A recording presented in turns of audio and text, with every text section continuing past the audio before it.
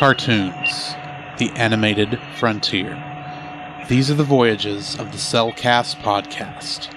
Its continuing mission to explore strange new cartoons, to seek out new animation styles and new creative storytelling methods, to boldly go where so few ever go again.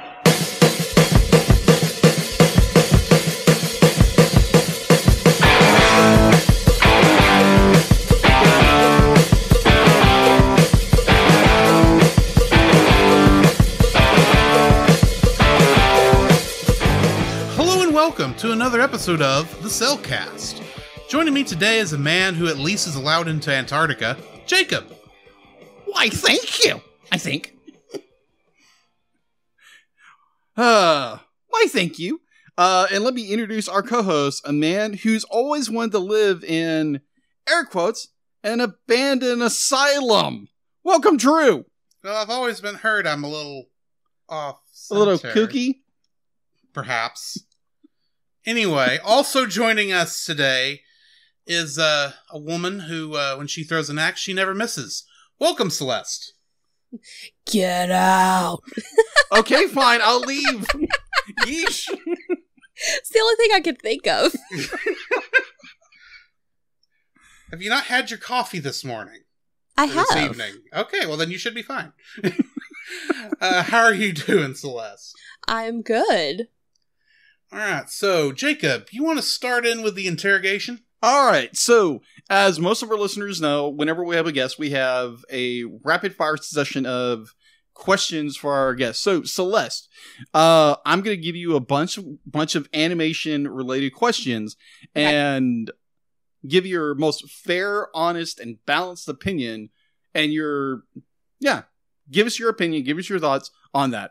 So, Do my best. Alright, so, when you were a child, what was the cartoon you grew up and just loved to death? So many. Don't feel bad. This is how everyone reacts to this question. Yeah. So many. I was a big fan of the Looney Tunes. Big Disney fan. Mm-hmm. Little Mermaid was always a big hit. Nice. Except for the show. Didn't like the show because it didn't make sense. Yeah, it's the Disney Channel TV series. Sometimes didn't make any sense. Well, I didn't completely understand the whole this was a prequel thing. So it was bad. Didn't catch on to that. So Okay. then, I can see how that would cause some confusion. Yeah. Yeah. I'm like, why is she back in the sea? So yeah, just a lot of the Looney Tunes, a lot of Disney stuff. Stitch was a big favorite of mine. Oh, although yes. I was older when Stitch came out. We all were. We were. Yeah. I saw it in theaters and was like, oh my gosh, yes. I saw it in theaters, but it had come back to theater. Yeah. So that was fun. That must have been one of the last times Disney actually did that. It was actually, we live in a town where there's a military base, and I had friends who were on base. They wanted to go see the movie, so they brought me. So things go to the base theater that don't necessarily go everywhere else. That makes sense. I gotcha. Cool. All right, so you came onto this show for the Addams Family. Yes. The 2019 film. Do you have any history of watching the Addams Family, the franchise as a whole? So I watched the very first movie. I said the very first movie. The movie from I guess it was the 90s. Oh, yeah. 1991. Yeah. In my research, I came across every single version of Addams Family, so I figured out I know the movies when they came out. So now. I watched that one when probably 2 or 3 years ago for the first time, and I just really love the Addams Family in itself. I have read the comics, so that's fun. They're kind of hard to find, so I don't know if I've read them all, but I do thoroughly enjoy the Addams Family. Although as a kid, I was more of a Munsters girl. That's fair. It does seem that those who grew up watching either of those two shows, you either had to pick one or the other. Yeah. Well, and we were a Munsters house too. Yeah, does anybody remember the Addams Family cartoon that came out. I think it was in the 90s, I think. I know there was a time when they were with Scooby-Doo. I remember hearing about it, but I didn't ever see it. I remember watching it, and I think I watched like one episode, and it was like, this is weird. Because I like you, I remember watching the 90s movie, and I was like, wow, this is really weird and funny. Unlike our movie we're reviewing. But anyway. Ooh, telegraphing. Just a little bit. Foreshadowing. Foreshadowing. No, you think? But anyways, let's go back to the questionnaires, the interrogation. Let's go to the torture chamber. I sounded like Jackalman at that moment. That was funny. All right. Continue. Yes. All right. So, if you were to, let's say, you had to stay the night at the Addams Family asylum, in air quotes, who would you want to hang out with? I would probably hang out with Wednesday. Wednesday? She seems like she would be the one to keep me safe. Okay. I can see that. Yeah. Yeah, that's true. Definitely. Where the brother would probably try to kill you. Yep. At every sense of the turn. Because that's his love language is to kill people. Is try to murder people. It's like, yeesh, that's a bad love language. He's an explosives man. Yeah. All right. So, what was your favorite animated movie growing up? The Little Mermaid. Oh, of course. So, a more deeper question. Why did you, what drew you to this film, and why is it continually be your favorite? Probably because of the music, and there was just a lot of funny stuff to it. Like, I remember as a kid enjoying the gags a lot more than I enjoyed everything else. As I've gotten older, I enjoy some of the story. There's the plot holes, but it's a kid's movie. Yeah. And so I enjoy it at a different level now than I did, but it's probably the humor. Oh, okay. And you are a redhead. Not naturally. Not naturally, but hey. Be like, as long as I've known you, you've been a redhead. True. Same. Yeah. But anyway. Anyways, okay, so the one I like to bring up, if you were stuck on a deserted island, you had television, you had food, you had everything you needed, but you could only bring one animated movie or animated series with you. Now, granted, this could be one season or as many seasons as it has, but it has to be one season, or one series, Mm-hmm. Animated-wise, what would that be? Oh. That is also a hard question. I would probably bring Fruits Basket. Fruits Basket. Okay, a show I've never seen. But there would have to be the caveat of watching the original series. I was about to ask which of the two versions. and the new version. Yeah. Because technically it's still one show. Okay, fair enough. So I'd need both because I love both. Well, with anime, you get the caveat in most cases since they like to change the title with every season. Yeah. Yeah. You get to kind of claim, even if you look at it and go, well, yeah, these are kind of the same show, same story, but told differently, because they do that too. Not exactly what had happened with Fruits Basket, but I'll give you that. In my defense, I've not watched it either. I'm just aware it exists. So cute. Although, if we're talking about volume, I would need either One Piece or Naruto. Yeah, because that gets exceedingly long.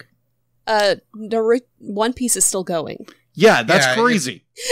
Absolutely insane. At this point, here's the thing. 10 years ago, I actually tried to get into it when Funimation was releasing, the non-4Kids dub. Right. I gave up about 20 episodes into it. It's like, this is going to take forever, and it's still going. Give up. Still going. He doesn't have the endurance. I'm bad at binging as is. And One Piece just didn't take my heart like Dragon Ball Z did as a child, so. All right. No. All right, so final question. And I Okay. think I haven't done this one before, but so if you had the opportunity, or if you, like, say there was a cartoon or an animated movie that you loved as a child, Mhm. and they had done nothing with, and if there was, like, you had the opportunity of the lifetime to remake, reboot your favorite either animated series, animated movie, what would it be? Ooh. I don't think I honestly would remake any of them. Okay. Maybe not reboot, but like continue, Okay. Okay. but In what way? not like new story. Where are they now? Okay. Or with animation, you don't even have to. You can pick up where you left off Mm-hmm. because you don't have to worry about actors and actresses aging. You just find someone who's good at mimicry. That is true. So, okay. But yeah, I wouldn't necessarily remake any of them because they were good. That is true. I do wish they would bring back Tiny Toons. Agreed. I can see that. Yes, Tiny Toons was amazing. I'd They've heard already brought back Pinky and the Brain. that is true. And that's debatable if it's good. I've only watched a couple I mean, episodes, so They weren't bad, but you can tell they're still they've upgraded their audience is. That's the only way I'm going to put that. I gotcha. I gotcha. So you said you wouldn't remake or reboot a series. You would just continue a series. What series would that be? Tiny Toons. Tiny Toons. Okay, that makes sense. We're tiny. We're toony. I We're can go all a with little loony. Aren't we all? Yes. All right, so that is the end of the torture session. You survived. Thank you, Woohoo! Celeste, for... Yeah.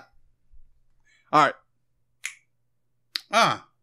We need to get into what we've been watching. Yes. And you will probably... Well, I'm going to let Celeste go first. Yeah, why not? What have you been watching, Celeste? Squid Games. I heard of Does that this. have something to do with Splatoon? No. No. No. I literally have not it's- kept up with Netflix. It is a Korean drama, and it might fall into psychological horror, but it's very tame because I don't do horror, Okay, and fair enough. I'm hooked. So Okay, so it's more of a thriller, maybe? yeah, it's like I'm intrigued by the mystery of it. I enjoy a good mystery, and so that's what's got me hooked on it. Okay. Is that you're trying to figure out what the heck is going on. Okay. Makes sense. Excellent. Might have to look into it. Like I like horror to an extent. Like you go back to like Halloween or John Carpenter's Halloween. Or See, I won't even do that. That's how... So this is probably really, really mild. Dallas described it the other day as almost like a watered down version of Saw. Oh, okay. Oh, okay. Well, okay. Yeah, I see that. So, but it's, like I said, I don't handle most horror well. So if I'm handling it, it's pretty weak. Okay. Yeah, well, John Carpenter's original Halloween is more suspense than horror. It's more, okay, what's going on? Gotcha. Like, as the audience, you know what's happening, but everybody else doesn't know this. So you're more in suspense that, oh my gosh, where's the boogeyman? Gotcha. Or what's going to happen? If I can ask a stupid question, is that Yeah. one of the two Halloween movies we reviewed for Movie of the Week? Yes. So I have seen... Is this the first one? The first one. John Carpenter's Okay. Halloween, 1970. I remember my thought was, will you just kill her already? You can't Because there's kill no Jamie Lee story here Curtis. other than a guy running around in a Captain Kirk mask. That's like, correction. They did kill Jamie Lee Curtis in Halloween Resurrection was the dumbest movie I've ever seen. That was so stupid. I wouldn't know, because I've only seen 2 Halloween movies total. Ah. Both just called Halloween, as far as I know. Yeah. Technically, the newer Halloween is a sequel to Halloween. Yeah, because that's not confusing Yeah, in the that's not slightest. confusing at all. Anyway, Makes total sense. Yeah. Totally get it. Not every franchise is for everybody. and you can't force anybody to watch anything because you like it. Right.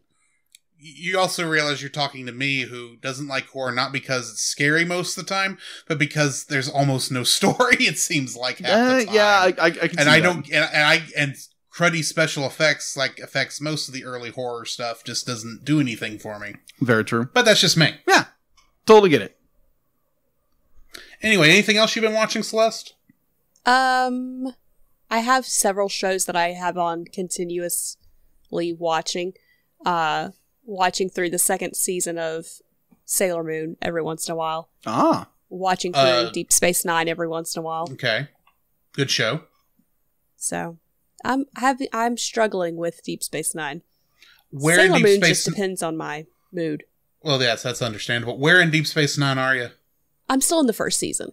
Okay, yeah, it doesn't really pick up real good till third season. I'm just giving you that warning.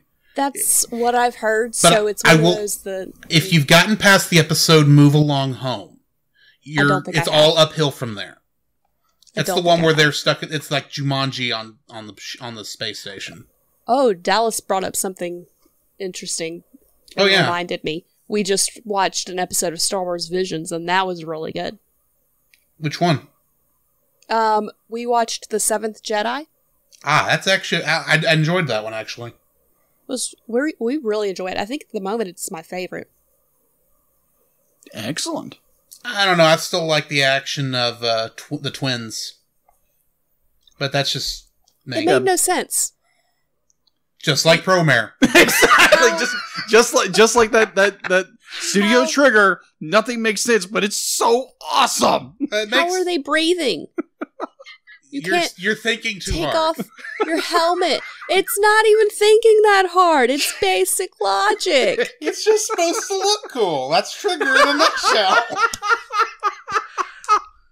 I totally get it for us. I get it. It's just at the same time, I'd seen Promare before this, and this looks like Star Wars Promare, and so I just kind of already turned my brain off and don't think about it too hard. It's ooh, fun. Go ahead. It's just one of those things. If once I saw it, I was like, ooh, no, I can't stop thinking about it. Like there's a movie that I refuse to watch certain scenes because the lead actress is wearing white in the middle of a battle scene, and that's smart, right? And she stays clean the whole time. And she alternates between flats and heels. Every time it cuts to her, she's wearing a different shoe.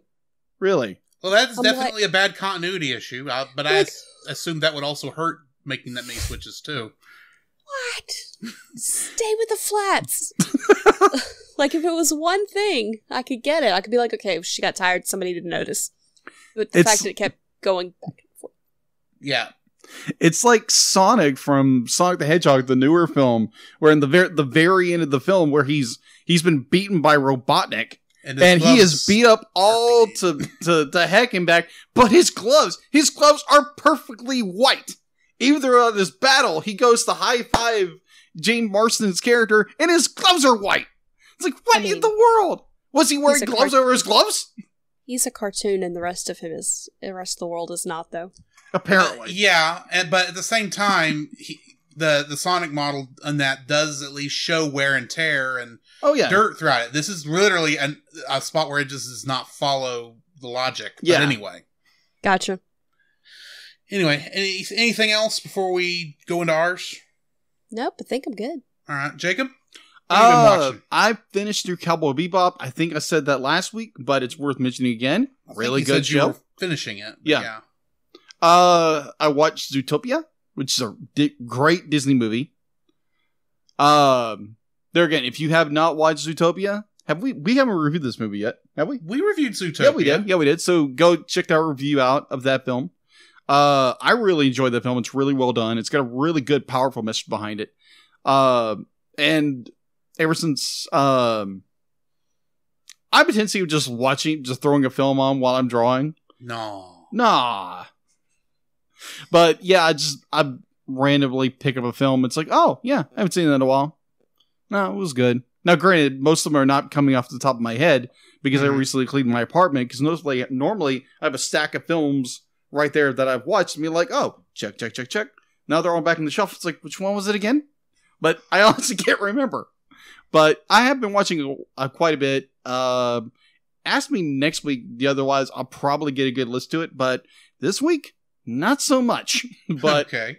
Can you tell I'm a scatterbrain like most of the time? Nah. Well, today you do appear to be a little more scatterbrained than normal. Yeah, you think? Squirrel. Anyway. That is all I've been watching, as far as I remember. What have you been watching, Drew? I started watching Sonic Boom again after we got done with last week's episode. I'm a couple more episodes into it. It is still a goofy but fun show. It's far better than the game that it shares a name with. Yeah. But yeah, I've been watching some more of that.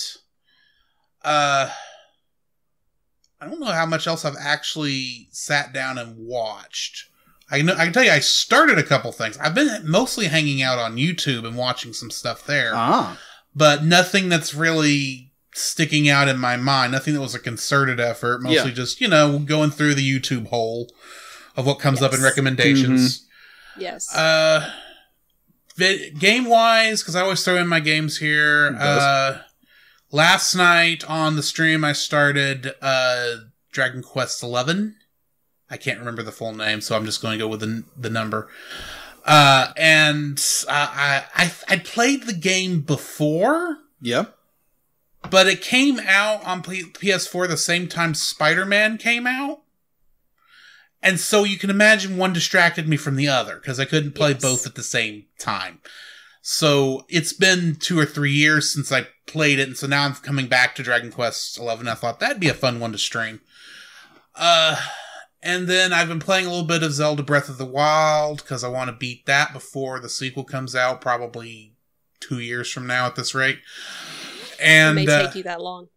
Well, considering I'm going full bore and actually going to attempt to 100% it, which is a lot. Yeah, that's a lot. Yeah, it's going to take a while. But really, that's all I've had a chance to do. Because last week, even though I had gotten back from the cruise, last week was a bit of a busy week playing catch-up, so I didn't get a chance to watch or play a whole lot. But yeah, that's where I'm at there. All right, good deal. And we don't really have much news, correct? No, not really. Far as I understood and far research I've done, not really. I know of 2 things. Okay, shoot. First is actually podcast news for us. We have a store. Yay, we got merch! You can actually go and buy a t-shirt with our logo on it. Yay! That's as far as we've creatively gone so far. Yeah, more to come. A couple other stuff, but yeah, it's over on Redbubble. I'll make sure to post the link in the show notes for this episode, so y'all can find that.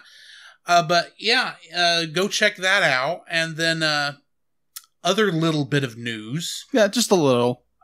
Today, when we're recording this, which is the 5th, Nintendo released the news on who the last fighter for DLC Pack 2 of Super Smash Bros. Ultimate is.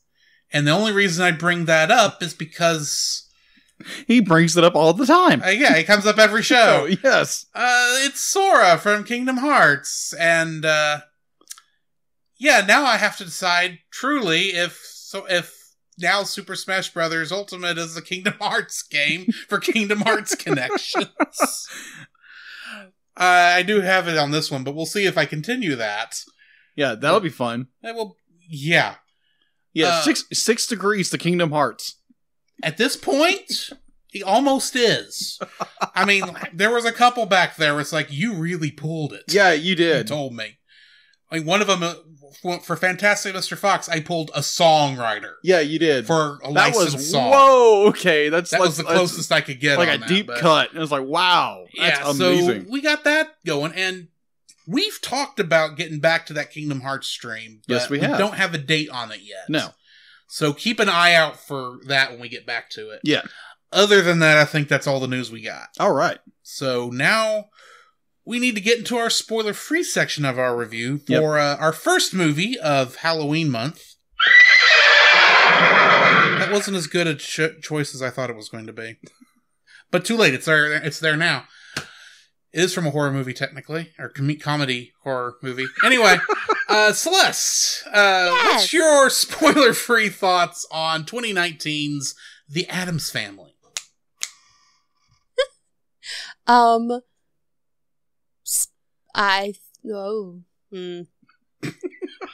to figure out how to phrase this because I don't want to give away spoilers. I thoroughly enjoyed the movie for what it was. Okay. That's pretty much it because everything else I have goes into the more specifics. Fair enough. Okay, Jacob, your spoiler-free thoughts. My spoiler-free thoughts. It has good animation in most of it. It has good animation for the style it's using. It has good animation. It's got a good message, which it then kind of distorts a little bit, but we'll get there. We'll get there when we get there. Would I recommend the film? I thought that was later in the podcast. Yeah, that is true. That is well, later. I mean, sometimes we do it in the spoiler-free section. So, I mean, you can do it if you want. Yeah. Gotcha. Well, it's just not a full rating. I mean, that is true. I always look at the spoiler-free section as the Consumer Reports review. That makes sense. That does make more sense. All right. Would I recommend it? I'll talk about the end of the podcast. Okay. All right. Is it family friendly? Yes. Yeah. Yeah, that's all I want to get into the non-spoiler section. What about you, Drew?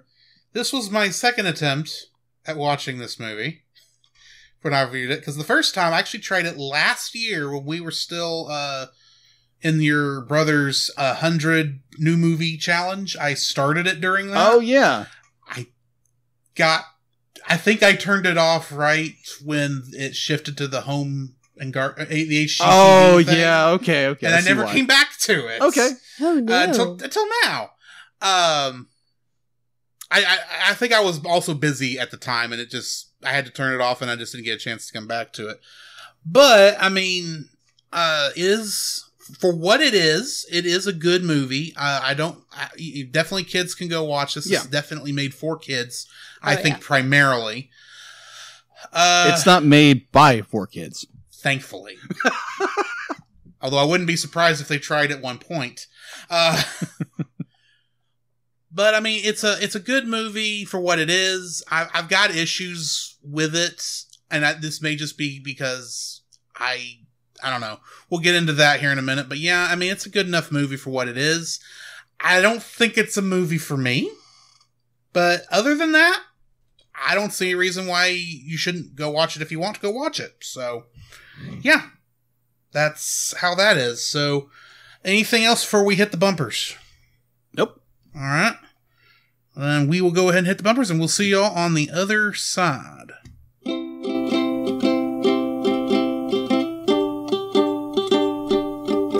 Don't forget that you can download?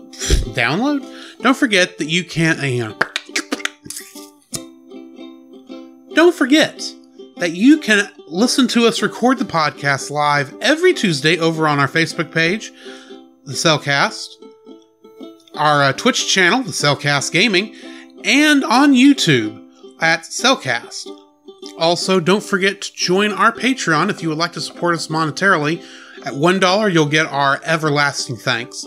At our $5 tier, you can get some artwork from Jacob. And at our $10 tier, you can get bloopers for every episode we've released that I've remembered to release them for. And you can get commentaries from different movies. So come check us out over there if you would like to support us financially. This podcast is part of the Culture Box Media Network. For more great content like this, go to the website in the description. There you will find other great shows such as Geek Devotions, which is a collaboration of devoted geeks that are devoted to letting people know that they are loved. They produce a weekly geek culture-infused devotional, their podcast Com Talk, and written articles, all designed to encourage and challenge people in the geek community, bridging the gap between their faith and their geekdoms. You can find their content specifically at geekdevotions.com. Do you like trivia shows but wish you could stay a little longer with the contestants? Do you wish that if those contestants didn't know the answer from memory, they could Google the answers? Do you love finding out how many of certain objects fit between the Earth and the Moon? And do you want a game show that is completely unfair? Then might I suggest the Raw Quiz Show, where Ryan Ashley Wall pits and competes against 5 different combatants each season to see who is the true trivia champion. And you can find it over at Pop Americana, which the podcast you're listening to is also a part of. Go to the link in the description to find out more. Ba-da-da-dum. Da-na-na-dun. Da-da-da-dun. Da-da-da-dun. Da-da-da-dun. The following is a spoiler-filled review. Be careful when you listen to The Addams Family. Neat. Sweet. Petite. The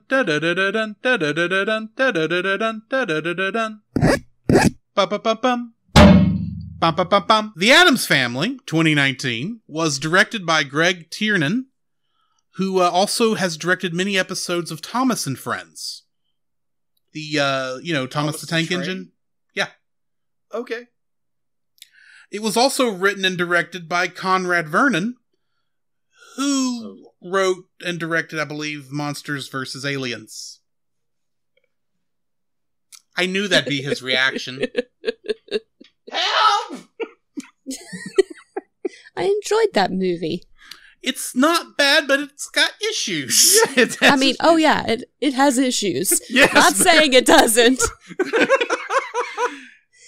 It was also written by Matt Lieberman, who wrote Scoob. Right. And Erica Rivenoja, I probably said that name wrong, my apologies, who also wrote Trolls. Oh, okay. Trolls wasn't bad. And of course, it was based on the comic characters created by Charles Addams. Mm-hmm. Getting into the cast, we've got Oscar Isaac as Gomez Addams, and he's most famous for playing Poe Dameron in Star Wars. Charlize Theron was Morticia Addams, and I mainly know her from playing Imperator Furiosa in Mad Max Fury Road. Chloe Grace Moretz, what played Wednesday Addams, and she was in Tom and Jerry, but I can't remember the person named a character named Kayla. Do you remember who that was? Because I don't. Kayla? I think that was. I haven't seen the movie, but I think she was the main character. It could be. Yeah, it was the main character. It's been so long, I kind of wiped that one from my mind. Understood. Finn Wolfhard played Pugsley Addams, and in Stranger Things, he plays Mike Wheeler, one of the main kids. I believe the main kid, actually. Yeah. Nick Kroll was Uncle Fester. And in Captain Underpants, the first epic movie, he played Professor Poopy Pants. Oh, no. Oh, yeah. Okay. That's going to be on the list at some point. You know that, right? Yeah. Funsies. I can tell you're excited. Yeah. Can I go jump over the bridge now? It's not come out yet. Conrad Vernon, who was our writer and director earlier, he also was the voice of Lurch, the priest, and the spirit of the house, and Dr. Flambe. And he played Gingerbread Man in Shrek. The Muffin Man! Yeah, him. The Muffin Man! And supposedly, Snoop Dogg was the voice of Cousin It. I could see that. I'm glad you can, because I think they paid a lot of money for not a lot of good. Because anybody could have done that. On the second viewing, it'd be like, when he's talking, you can hear Snoop Dogg just a little bit through the distortion. A little. I'm talking the minute detail. It's like, oh, there's Snoop. You know what? I will take your word for it. I still don't think that was a good use of money. Agreed. It was cool how his character arrived. That was cool. True. That's what makes me think, oh, that must be Snoop Dogg the most. I mean, is how he arrived. It was the fact that they were playing one of his songs. Yeah, and he rolled up in a big, what looked like a Cadillac. But in terms of actually listening to Cousin It talk, I'm not sure if that was Snoop Dogg or if that was Conrad Vernon again. I mean... Wait. But anyway. Bette Midler was the voice of Grandma. Mm-hmm. And She played Winifred Sanderson in Hocus Pocus. And there's supposed to be a Hocus Pocus 2 coming out on Disney Plus. That's what I've heard. I'm actually kind of looking forward to that. Mm-hmm. Allison Janney is the voice of Margot Needler, our villain of the piece. Oh, yeah. And in DuckTales 2018, she was Goldie O'Gilt. Who? Goldie O'Gilt. Goldie O'Gilt. Hey! I've not gotten that far to run into her character when I've watched that show, so I couldn't tell you. Elsie Fisher was Parker Needler, and in Despicable Me, she's the voice of Agnes. Oh, okay, so she just needs to let it go. Wrong person. Franchise. Or studio. Name. I'm not following your connection, actually. This is Agnes, not Elsa. No, the voice actress. The voice Allison? No, sorry. Elsie? Elsa, close enough. Okay. No. I'll let it go. I'll let it go. I can't turn it back now, so let's just move forward. You know what? Sure. I'll let it go. Yeah. Okay, so no one's going to jump on that one. Moving on. Martin Short was the voice of Grandpa Frump. And in Santa Claus 3, The Escape Clause, he was Jack Frost. Yes. Catherine O'Hara played Grandma Frump. Uh-huh. And in Netflix's A Series of Unfortunate Events, she played Dr. Orwell. Huh. Yes. Titus Burgess played Glenn. And in Smurfs the Lost Village, he played Vanity Smurf. And Jennifer Lewis played Great Auntie Sloom. And in The Princess and the Frog, she played Mama Odie. Oh, okay. Nice. I still haven't seen that movie. You have to watch that one. It will come up eventually. Yeah. It's just I don't get in much of a hurry at this point with Disney. It's a good movie. The ending is just, and I've heard this from him for the past 3 years, so it doesn't help. He doesn't like the ending of the movie. No. But, okay. I don't know. We will talk about that later. Yes. I have questions. Okay. Are we going to be putting out extra bonus content of a debate on our Patreon channel? This is almost what it seems like. I was planning on just bringing up the conversation in Discord, but that's me. Either way. Getting into the Kingdom Hearts connections for this one. Yeah. All 4 of the ones I've got here are additional voices in the Addams Family. Okay. Ben Driskin is also the voice of young Xehanort in Kingdom Hearts. Okay. Audrey Waleski played Turk in the Tarzan level. Mm-hmm. You've already seen? Yes. And additional voices in Kingdom Hearts. And Michelle Ruff was additional voices in Kingdom Hearts. And due to Smash Brothers apparently now being a Kingdom Hearts game to some degree, Cassandra Lee Morris is also the voice of Morgana and Sothis in Smash Brothers. Ah. Which Sora's now a part of. Yes. So yeah, that's that connection. There are more connections to draw from. Woohoo. Yeah, we'll go with that. Yes. We got an info and stuff. All right, so info and stuff. Not English. Stuff and watch. Stuff and watch. Anyway, info and stuff. All right, so you're available to watch it if you are a subscriber or you subscribe to Hulu. Yeah, you can watch it there. Everywhere else, you're paying like $2.99, $3.99 to review it, or not review it. That's what we do. To go watch it. To go watch it if you want. You can go watch it on most of your,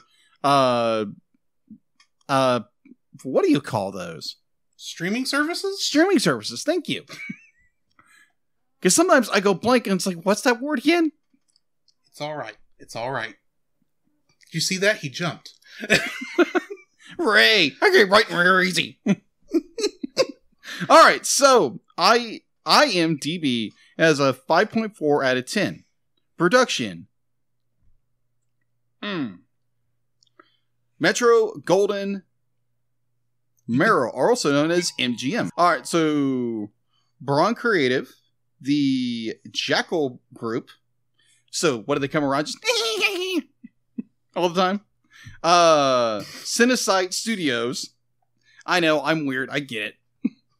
All right. I'm probably going to butcher it. Nitrogen Studios. It was distributed by United Artists Releasing in the United States and Canada, and Universal Pictures internationally. The release date was October 11th, 2019. Box office had an estimated budget of $24 million. Its opening weekend was $30 million, $30.3 million on October 13th of 2019. Its U.S. and Canada gross was $107 million. Its world, the entire world, was $203.7 million. Its home release. The movie was released digitally on December 27th, 2019, and on DVD and Blu-ray on January 21st, 2020 by Universal Pictures Home Entertainment. Sequel on October 15th, 2019. So basically, they announced the film. The movie was released October 11th of 2019. The sequel is announced October 15th. So 4 days later, they announced the sequel. I found that interesting. All right, so it must have made a lot of money that weekend. Apparently. All right, so it was announced by MGM that a sequel was scheduled to be released October 21st, 2020, October 22nd, 2021. It was later pushed back to October 8th, 2021 on January 21st. I can't talk today. October 20. I'm getting it's all getting confused. Down. Yes. Focus. Get a doggy biscuit. You'll be fine. Did you take your oils? Yes, I did. Okay. Okay. All right. So on January 21st, 2021, it was pushed back again to October 1st of 2021. That also will allow for another MGM, Another Time to Die, to take its slot. No Time to Die. No Time to Die. That's what I meant to say. Just now coming out this week. Yes. All right. So there again, the movie did get pushed back due to COVID-19, the pandemic. And yeah, apparently it's no longer coming to... I don't think it's coming... Oh, well, wait a minute, I'm reading that wrong. It is in theaters. It is in theaters. As of August 2021, the film shifted its release to be released on demand rental and theaters on October 1st of 2021. And yeah, that's basically all the information I've got for the sequel.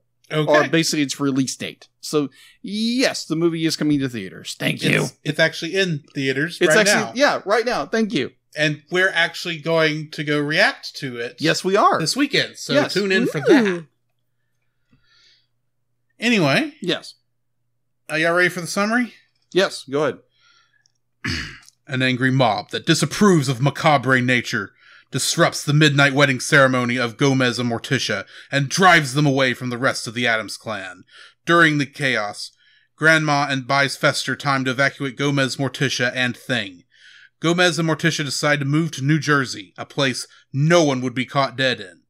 Technically, except for Charles Addams, who created the comic strip, but that's beside the point. There, Gomez, Morticia, and Thing find their perfect home in an abandoned asylum on a hill. They meet Lurch, an escaped mental patient, whom they hit when Thing was driving their car, and immediately recruit him as their butler. 13 years later, the Addams family continue to live their gloomy lives in isolation from the outside world. Gomez prepares his son Pugsley for his upcoming mazurka, a rite of passage that every Addams family member takes. Morticia struggles to keep their daughter Wednesday from wanting to experience the world outside the mansion after a balloon and confetti appear on their property.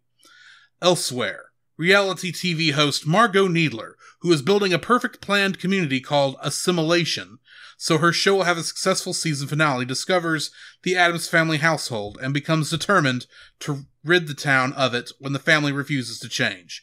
starting with spreading rumors about the Addamses through social media, claiming that they are freaks.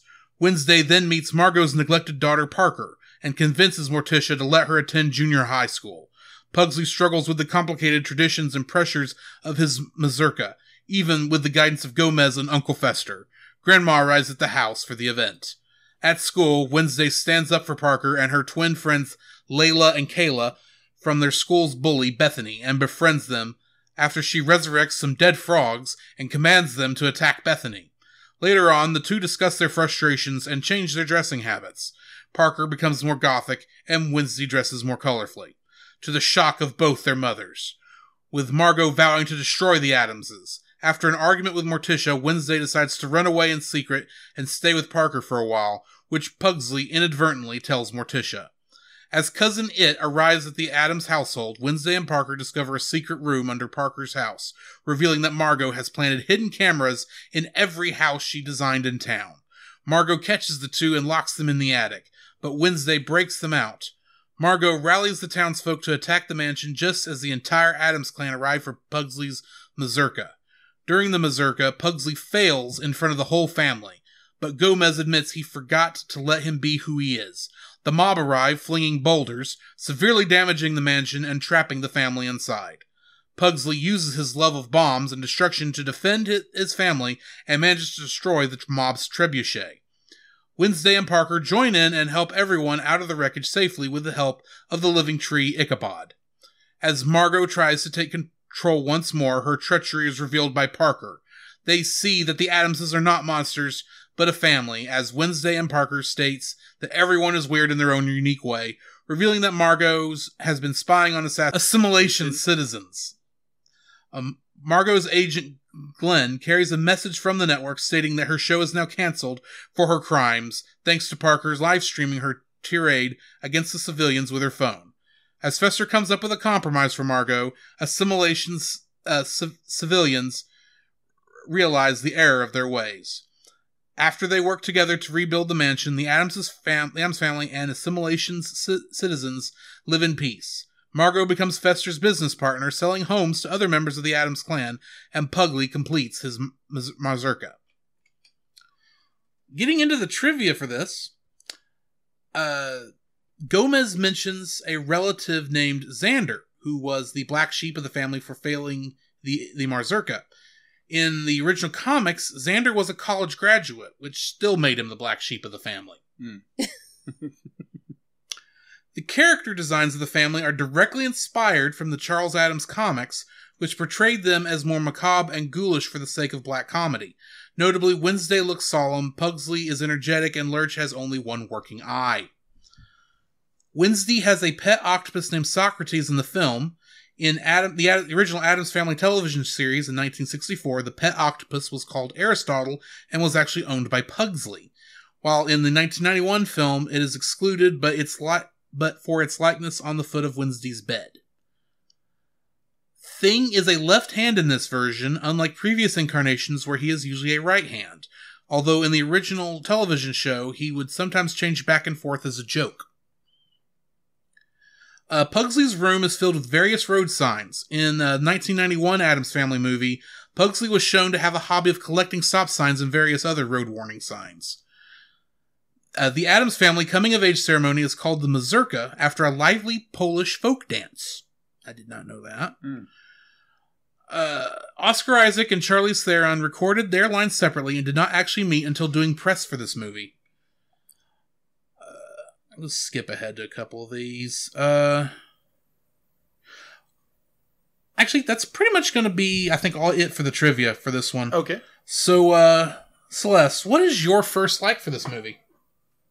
So, my first like for this movie is the generalized feel of the movie. Like, it definitely captured some of the creep of the Addams Family. Like, it's kind of creepy, but it's not, because this is normal for them. So it normalizes creep, if that makes sense. Okay. I can see that. Yeah. Jacob? My first like, it has a stellar cast.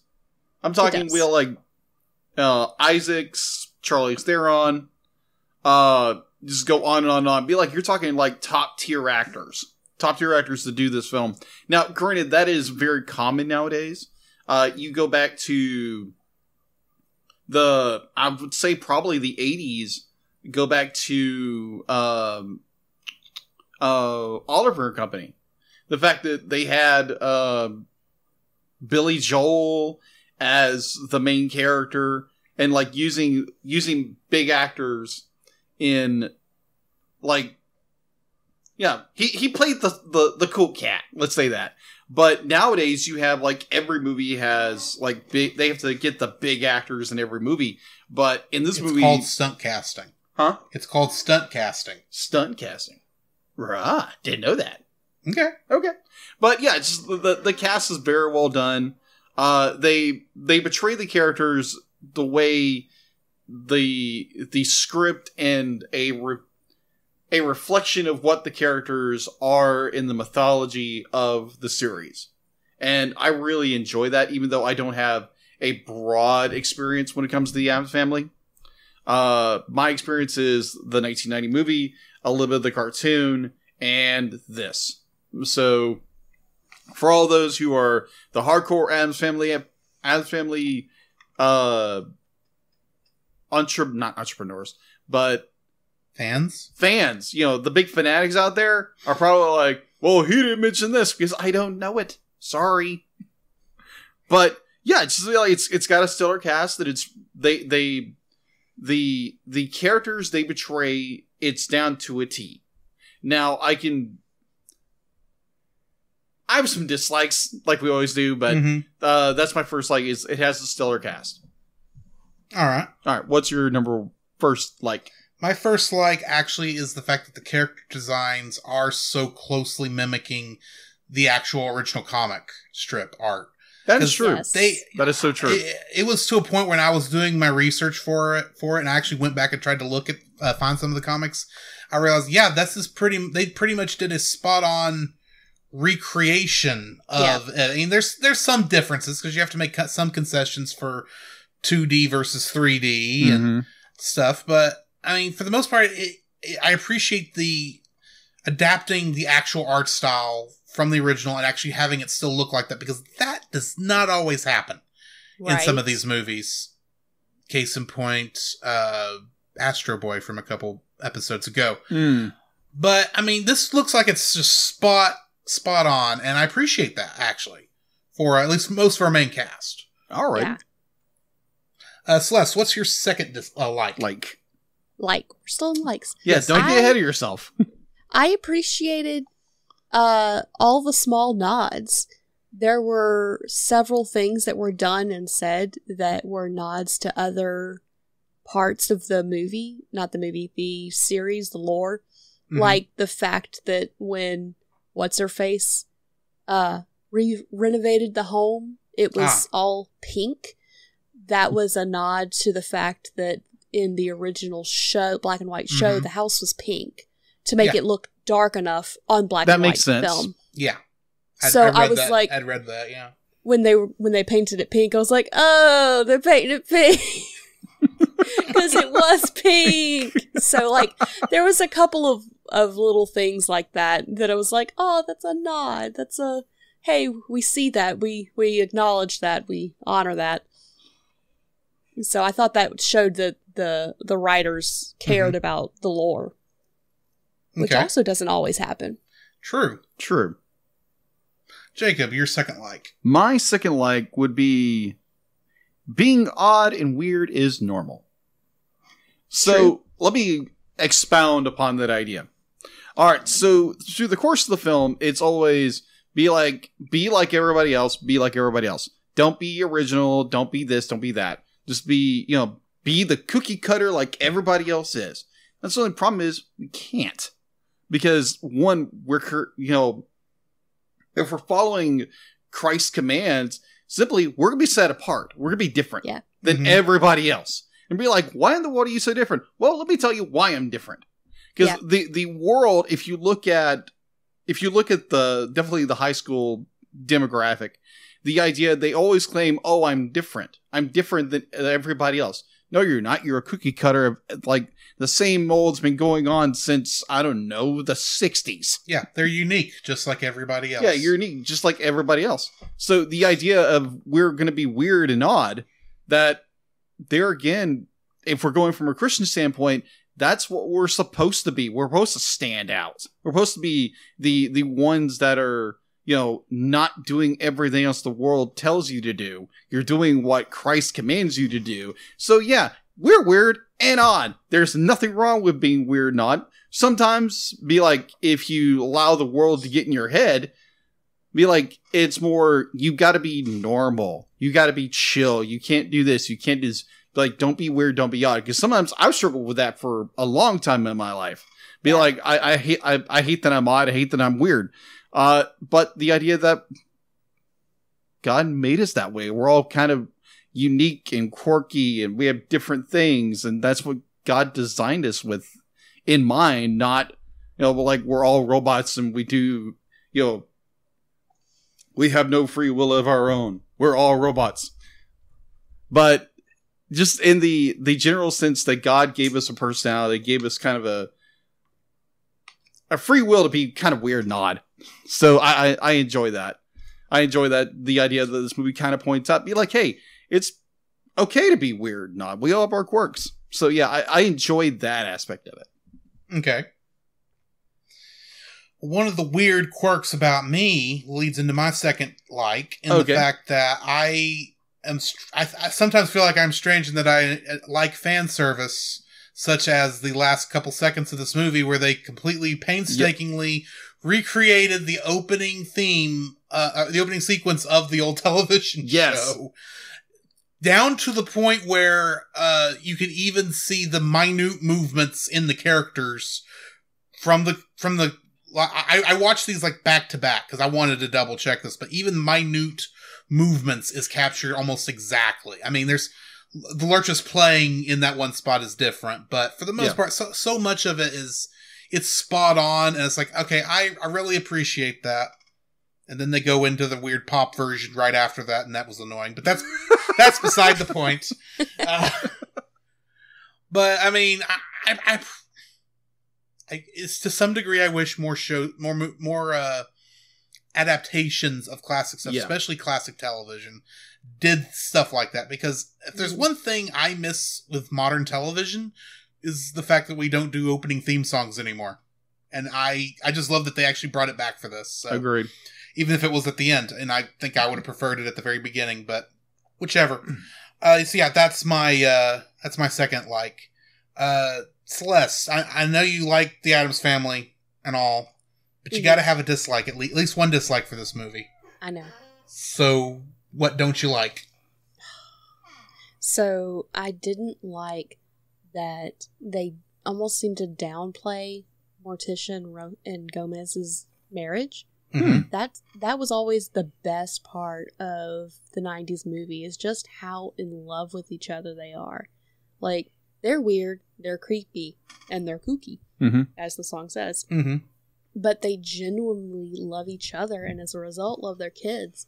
And you didn't see a ton of that. Oh yeah, we only got the French the French turning Gomez on joke once. Yeah. And that's more common than that, usually. Yeah. Yeah, well, and then you also, like, there was no tango. Like, I understand they needed to tone some of that down because it was a kid's movie, but I feel like they could have implemented it in different ways.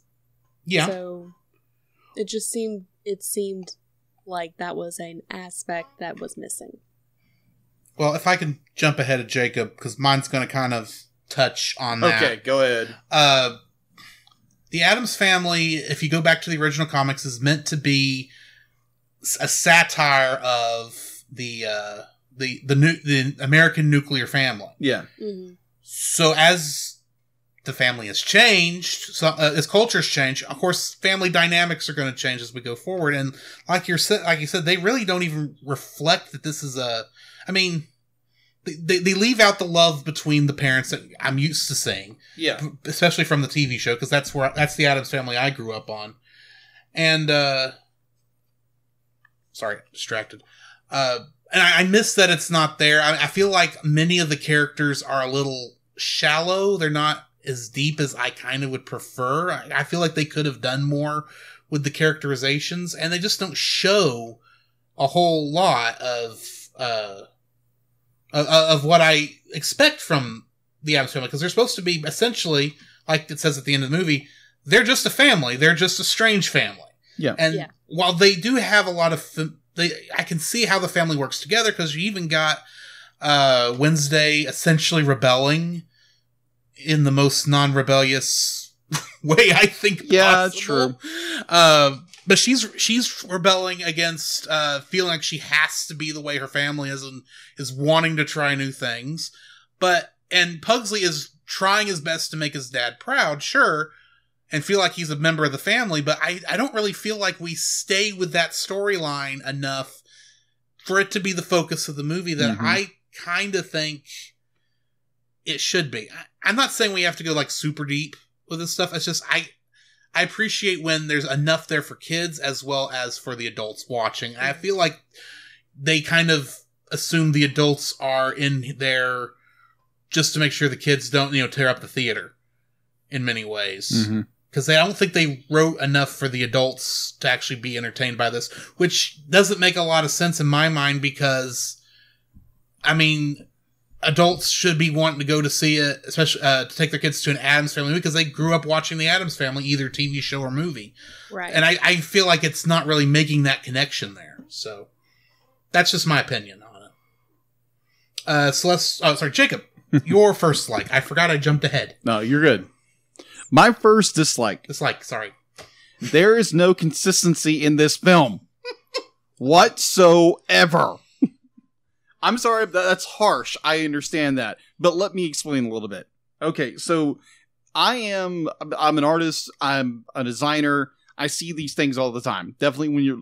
Okay, so first off, the characters' costumes, their designs. I'm not talking about the character design themselves, more their clothing. So in the first, when they're in the homeland, it's like, okay, they're roughly in Italy. I don't know. They don't give a time frame. It's just the old country. It says the old country. So it's somewhere in Europe. I'm assuming Eastern it's in Europe.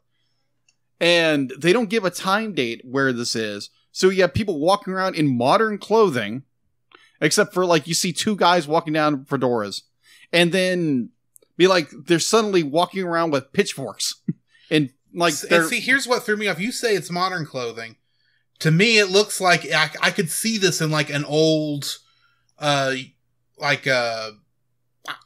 swear I've seen this in old monster movies, that type of clothing. Yeah. Frankenstein and stuff like that, which I feel is what they're actually shooting for. Yeah, I agree. So maybe I'm missing the modern clothing you're seeing, but I'm seeing, maybe 1910, 1920. Yeah, but their clothing is more along the lines of 1990. I'm going to take your word for that, because I disagree, but okay. Yeah, just from my perspective. Now, granted, this is my perspective. It's supposed to be around 1990 anyway. Yeah, it's supposed to be around 1990. So that makes sense, but I'm thinking, okay, they're supposed to be monsters, quote unquote. But and there's a lot of inconsistencies in this film where you have the sword, they call it a saber? Yeah. No, that's not a saber, that's a cutlass. It is an Arab cutlass. Yes. They keep calling it a saber the entire time. It's no. Have you ever held a sword in your hands? No. Apparently they haven't. No, I haven't. Yeah, I have several times. We can fix that, Drew. Yeah, we can fix that very easily. The only sword I've had is this little plastic one back here. And that doesn't really I got count. a katana and I got a guitar in the apartment. I can let you swing around. I'm sure the landlady loves doing that. Yeah, she heard nothing.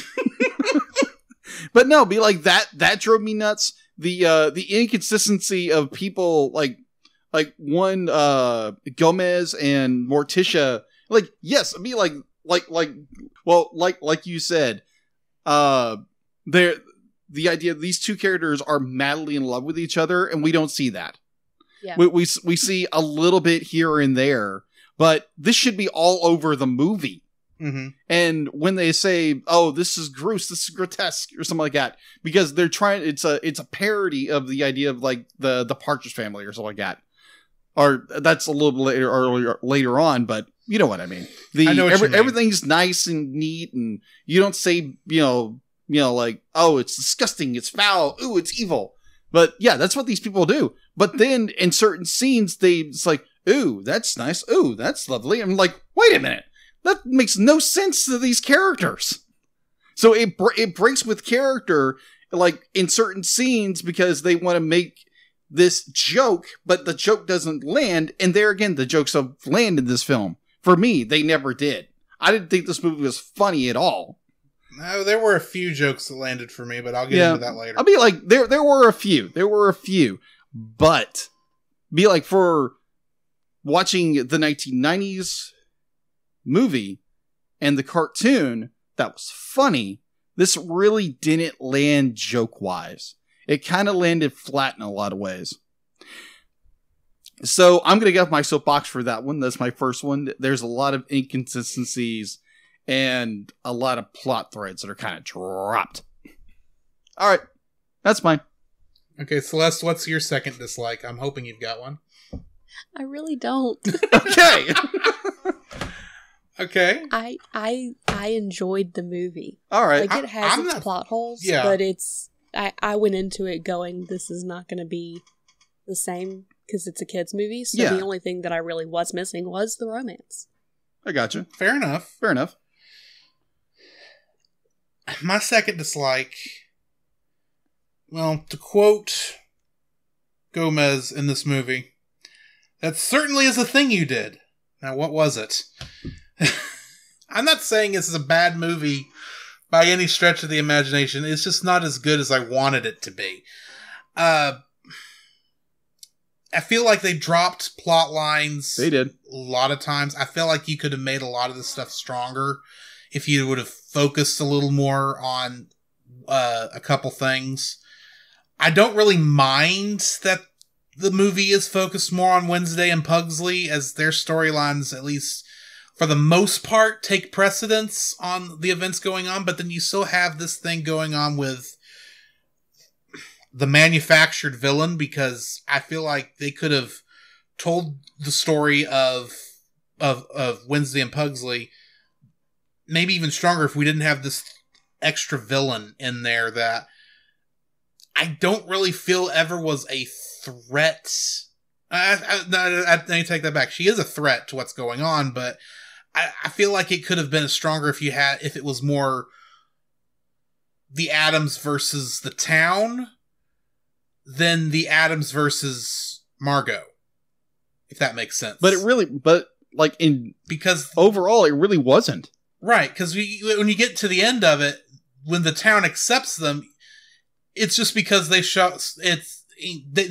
town rejected the Addams, not because of anything the Addams really did other than just being strange. Yeah. But because Margot, pretty much through her social network, pretty much lied and said, "Here's how horrible these people really are." Mm-hmm. It's like, you could have said that about anybody, not specifically the Addams. Yeah.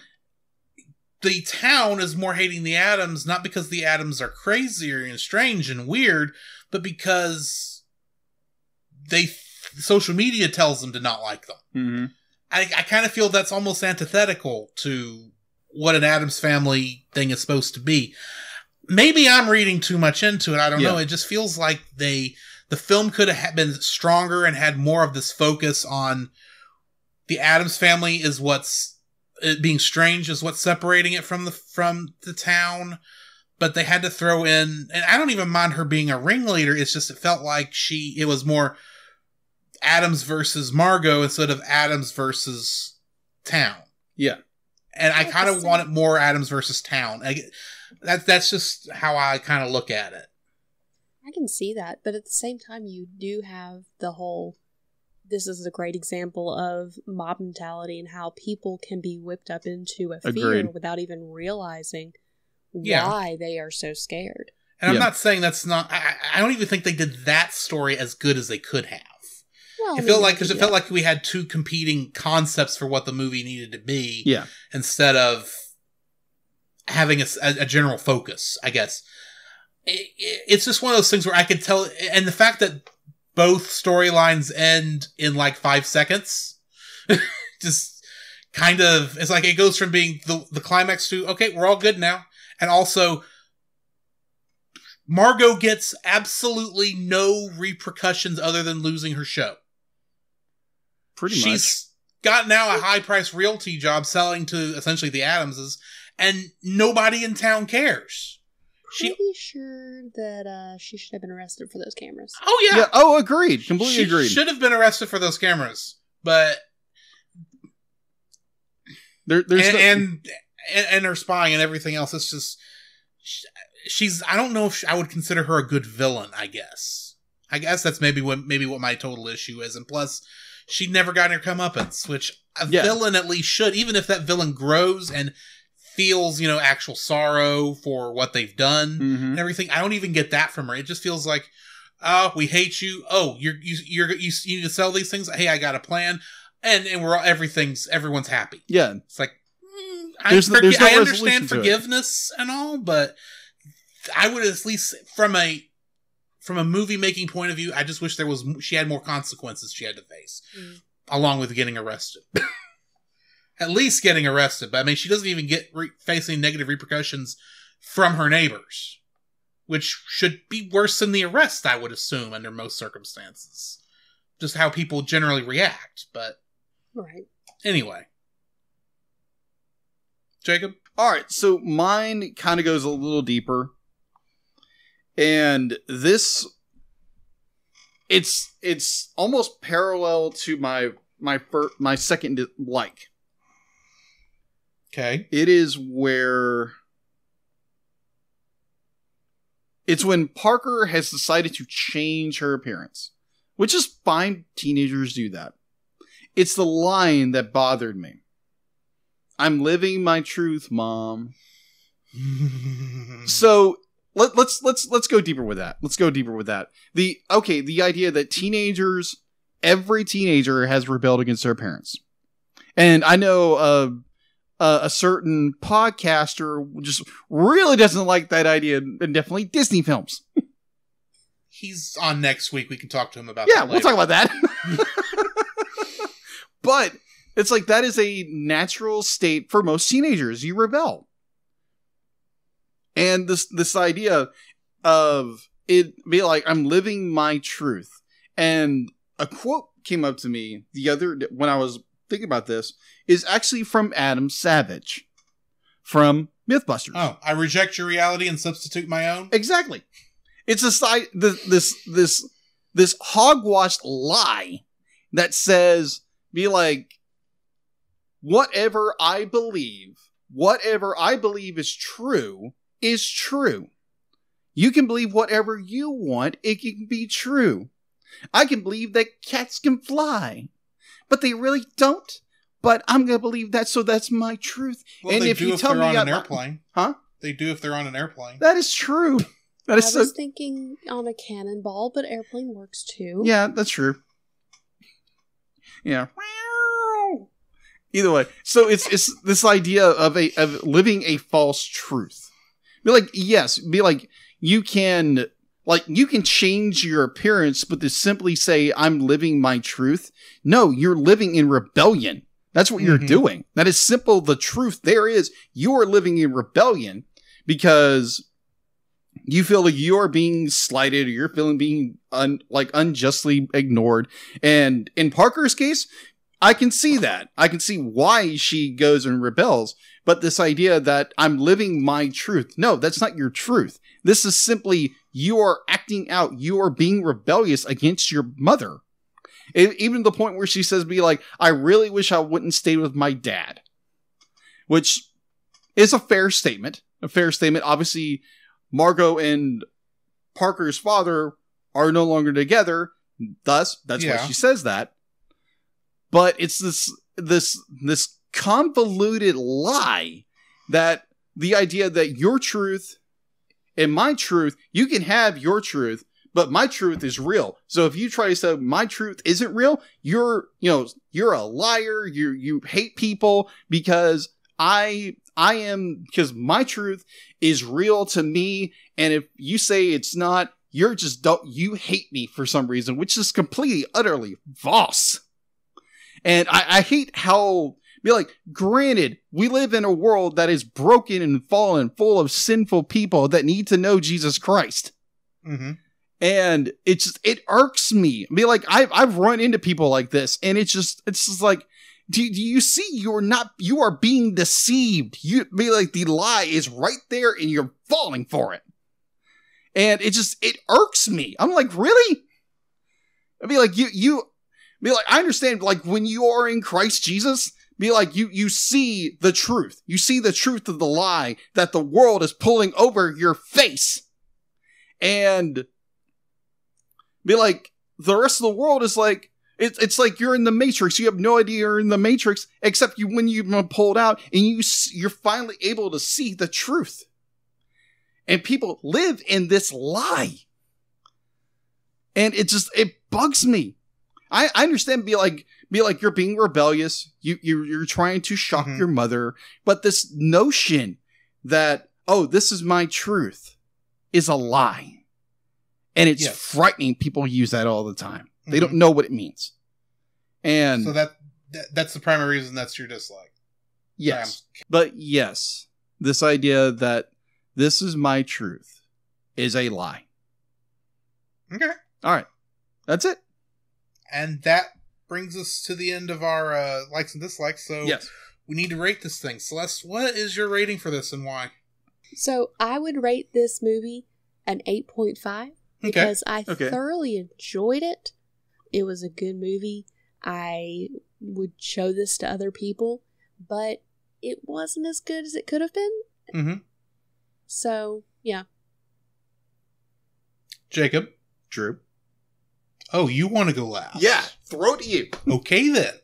I'm giving it a 6.5. It's just not my movie. I can tell that.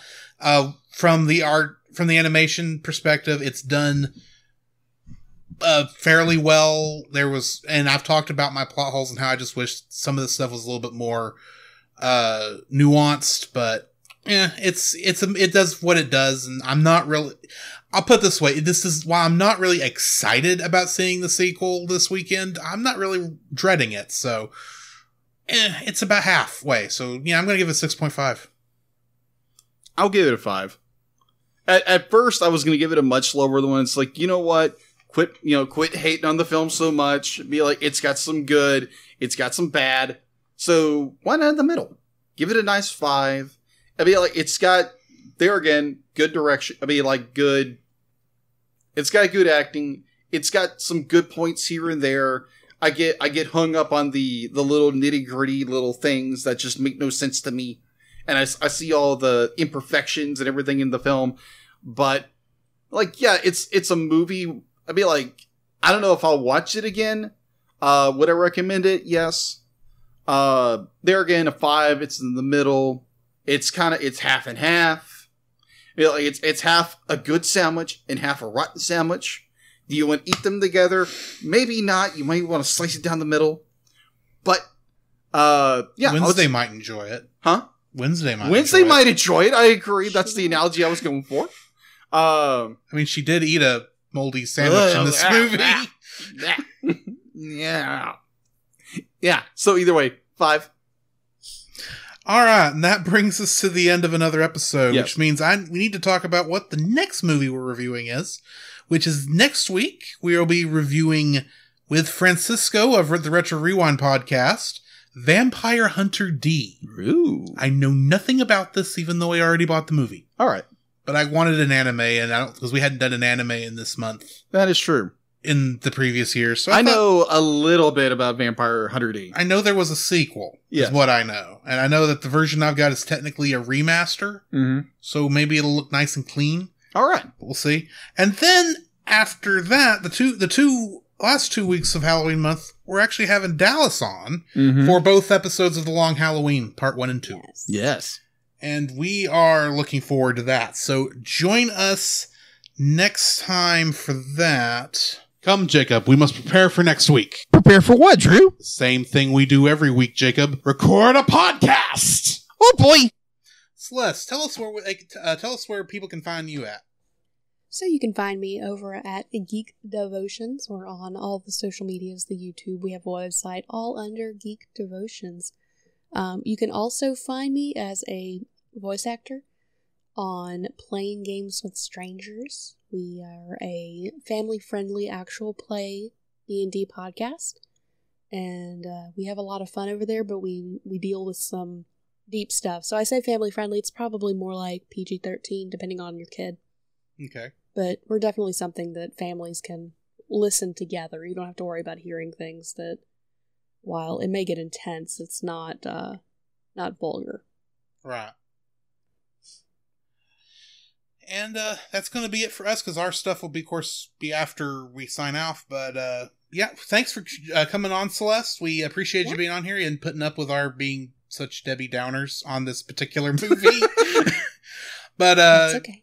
We're glad you came on. So I guess in the meantime, this has been Drew. This is Jacob. And we'll catch you in the next frame. So where can they find you, Jacob?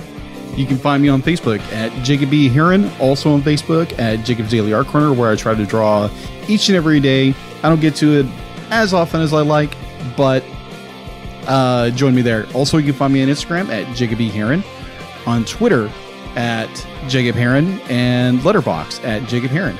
So where can they find you, Drew? You can also follow me on Letterboxd at GGeorge759, Facebook as Drew Dodgen, my Facebook page where you can see pictures I've taken at Drew's Photo Bin. You can also follow me on Twitter at GGeorge759. You can email us at thecellcastpodcast@gmail.com. You can also follow us on Twitter at cast_cell. You can follow us on Twitch at twitch.tv/thecellcastgaming. You can also follow us on YouTube at Cellcast. Listen to our podcast on Apple Podcasts, Google Play Podcasts, Stitcher, Spotify, and your favorite podcast directory. You can also listen to us on the Movie of the Week podcast with Jim Heron, where we talk about live-action movies. And remember, Cell is a single L.